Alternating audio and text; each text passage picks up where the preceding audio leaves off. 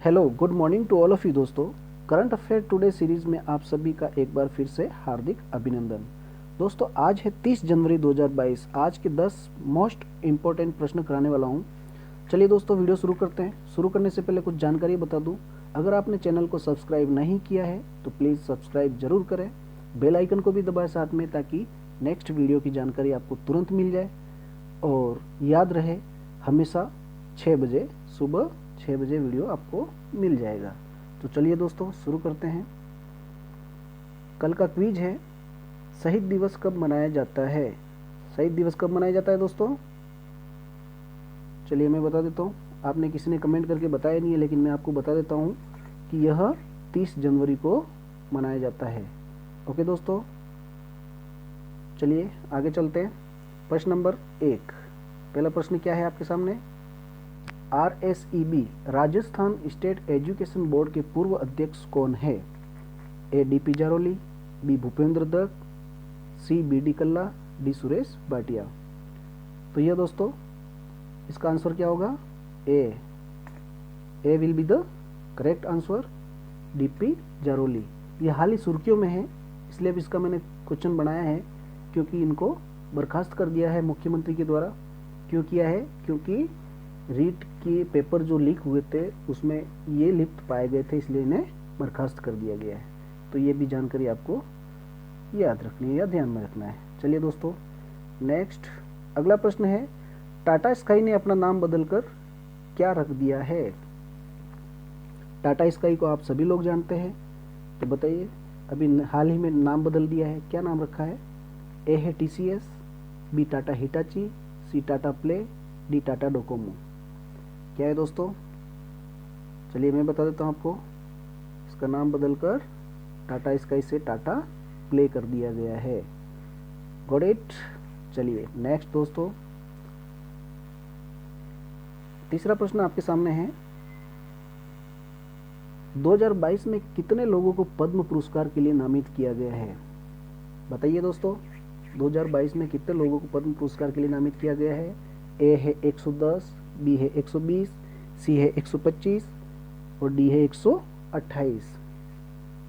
तो इसका right answer होगा D will be the correct option, 128। दोस्तों, इसके लिए कुछ जानकारी बता दूं आपको मैं। यह 3 प्रकार के होते हैं। वर्ष 2022 के लिए पद्म पुरस्कारों की घोषणा हाल ही में की गई है। राष्ट्रपति रामनाथ कोविंद ने 73वें गणतंत्र दिवस की पूर्व संध्या पर इन पुरस्कारों को मंजूरी दी। इस वर्ष कुल 128 लोगों को पद्म पुरस्कार दिए जाएंगे। 4 लोगों को पद्म विभूषण दिए जाएंगे, 17 लोगों को पद्म भूषण दिए जाएंगे और 107 लोगों को पद्मश्री पुरस्कार दिए जाएंगे। तो आपको बता दूं दोस्तों, यह 3 प्रकार के होते हैं। पहला होता है पद्म विभूषण, दूसरा होता है पद्म भूषण और तीसरा होता है पद्मश्री। तो यह नागरिक पुरस्कार होते हैं। चलिए दोस्तों, साथ ही ये जानकारी भी आपको याद रखनी है। नेक्स्ट प्रश्न, अगला प्रश्न है, हाल ही में PV सिंधु ने कौन सा टूर्नामेंट जीता है? बताइए दोस्तों। PV सिंधु के बारे में आप सभी लोग जानते हैं, तो इसके प्रश्न तो बनेंगे ही बनेंगे, तो आपको ये याद रखना है। इसका ऑप्शन है पहला सैयद मुश्ताक अली, बी है सैयद मोदी इंटरनेशनल, सी कुमार मंगलम, डी मुरलीधर टूर्नामेंट। तो हाल ही में कौन सा टूर्नामेंट जीता है? चलिए मैं बता देता हूँ आपको। B will be the correct answer होगा इसका। सैयद मोदी इंटरनेशनल टूर्नामेंट जीता है और इसका आयोजन कहाँ किया गया था? यूपी, उत्तर प्रदेश में किया गया था। साथ में ये जानकारी भी आपको याद रखनी है और बुलेट पॉइंट बनाकर नोट कर लेना है। चलिए नेक्स्ट प्रश्न दोस्तों, अगला प्रश्न आपके सामने है। प्रश्न नंबर 5 है,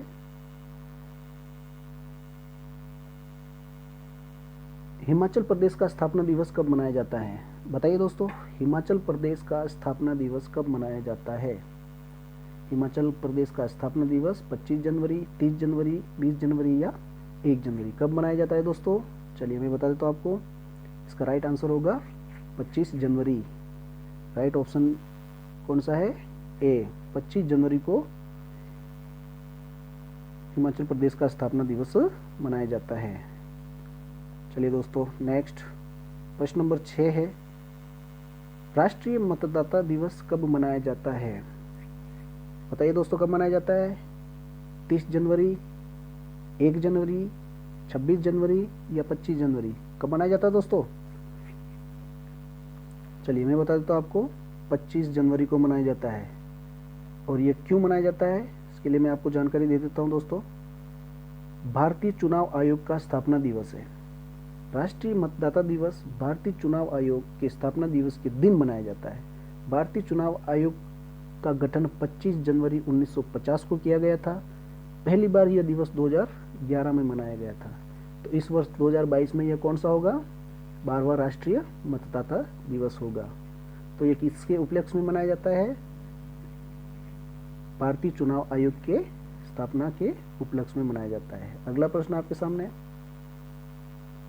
पराक्रम दिवस कब मनाया जाता है? पराक्रम दिवस दोस्तों याद रहे आपको, यह भी अभी नया नया इजाद किया गया है, नया एस्टेब्लिशमेंट है। प्रधानमंत्री मोदी जी के द्वारा इसकी घोषणा की गई थी पिछले साल। तो यह कब मनाया जाता है? पराक्रम दिवस कब मनाया जाता है दोस्तों? 12 जनवरी, 15 जनवरी, 20 जनवरी या 23 जनवरी? चलिए मैं बता देता हूँ आपको, D will be the correct answer. 23 जनवरी को मनाया जाता है। और यह क्यों मनाया जाता है? यह क्यों मनाया जाता है इसके लिए मैं जानकारी बता दूं। 125वीं यह सुभाष चंद्र बोस के जन्म दिवस जयंती पर मनाया जाता है। किसके दिवस पर जयंती पर मनाया जाता है? सुभाष चंद्र बोस के जन्म तिथि पर, जिसको बोलते हैं जयंती। तो अभी हाल ही में सुभाष चंद्र बोस की 125वीं जयंती थी और मोदी जी के द्वारा होलोग्राम प्रतिमा का अनावरण भी किया गया। होलोग्राम प्रतिमा का मतलब जो होता है, अभी प्रतिमा बनी नहीं है, तो एक होलोग्राम टाइप की प्रतिमा जो है उसका अनावरण कर दिया गया है। जब मूर्ति बन जाएगी तो वहाँ पे लगा दी जाएगी। ओके दोस्तों, तो पराक्रम दिवस कब मनाया जाता है? 23 जनवरी को। चलिए नेक्स्ट 8वां प्रश्न है आपके सामने, 2022 का नेताजी पुरस्कार किसे दिया गया? नेताजी के नाम से एक पुरस्कार भी दिया जाता है हर साल, तो 2022 का अभी किसे दिया गया है बताइए दोस्तों। ए अबी अहमद, बी शिंजो आबे, सी निकोलस, डी बान की मून। किसे दिया गया है दोस्तों?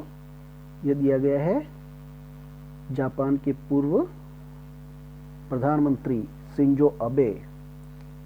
ओके दोस्तों, और कुछ जानकारी के लिए मैं बता देता हूं आपको। 23 जनवरी को नेताजी सुभाष चंद्र बोस की 125वीं जयंती के मौके पर जापान के पूर्व प्रधानमंत्री शिंजो आबे को नेताजी पुरस्कार से सम्मानित किया गया। यह पुरस्कार नेताजी रिसर्च ब्यूरो द्वारा दिया गया है। किसके द्वारा दिया जाता है? नेताजी रिसर्च ब्यूरो द्वारा दिया जाता है। चलिए अगला प्रश्न, प्रश्न नंबर 9 है दोस्तों, हरित जल ऊर्जा नीति लागू करने वाला राज्य है। हरित जल ऊर्जा नीति लागू करने वाला राज्य है राजस्थान, गुजरात, हरियाणा, असम। कौन सा राज्य है दोस्तों? बताइए, फटाफट बताइए। बहुत इजी प्रश्न है, ये तो आपको याद होना ही चाहिए और इसको नोट कर लीजिएगा दोस्तों। इसका राइट आंसर होगा ए, राजस्थान। यह देश का पहला राज्य है जिसने हरित जल ऊर्जा नीति लागू की है। जानकारी के लिए ये भी नोट कर लीजिए दोस्तों, ये नीति लाने वाला देश का पहला राज्य है। चलिए अंतिम प्रश्न है आपके सामने, राष्ट्रीय बालिका दिवस कब मनाया जाता है? बताइए दोस्तों, जल्दी बताइए, राष्ट्रीय बालिका दिवस कब मनाया जाता है? ये भी आपको याद होना चाहिए। ए 13 जनवरी, बी 14 जनवरी, सी 15 जनवरी, डी 24 जनवरी। कब मनाया जाता है दोस्तों? कब मनाया जाता है? D will be the correct answer होगा, 24 जनवरी को मनाया जाता है। एक्स्ट्रा इन्फॉर्मेशन के लिए मैं बता दूं, प्रत्येक वर्ष 24 जनवरी को राष्ट्रीय बालिका दिवस मनाया जाता है। यह दिन केंद्रीय महिला और बाल विकास मंत्रालय द्वारा 2008 से प्रतिवर्ष मनाया जाता है। राष्ट्रीय बालिका दिवस का उद्देश्य समाज में लोगों के बीच बेटियों के अधिकार को लेकर जागरूकता पैदा करना और बेटियों को सामाजिक व आर्थिक विकास के नए अवसर मुहैया कराना है। समझ में आ गया दोस्तों? ये एक्स्ट्रा इन्फॉर्मेशन आपको याद रखना है। चलिए आज का क्विज देता हूँ मैं आपको, जो आपको कमेंट बॉक्स में इसका आंसर देना है और इसका आंसर मैं कल बताऊंगा। तो कल डिस्कस करेंगे इसका आंसर के बारे में। इसका आंसर कमेंट्स बॉक्स में ज़रूर बताएं दोस्तों। क्वेश्चन है, राजस्थान के किस जिले में मक्का प्रोसेसिंग यूनिट लगाने की घोषणा की है? ए उदयपुर, बी बांसवाड़ा, सी जयपुर, डी जोधपुर। मक्का प्रोसेसिंग यूनिट लगाने की घोषणा कहाँ की गई है दोस्तों? ये आपको याद होना चाहिए और इसका आंसर कमेंट बॉक्स में ज़रूर देवे। और दोस्तों चैनल नया है, सब्सक्राइब ज़रूर करें, दोस्तों में शेयर ज़रूर करें, ज़्यादा से ज़्यादा दोस्तों को शेयर करें ताकि उनको भी इनका बेनिफिट मिल सके। और अगर पसंद आए तो लाइक ज़रूर करें। जय हिंद। और जाने से पहले बता दूं, सुबह 6 बजे ज़रूर मिलिए दोस्तों। Thank you.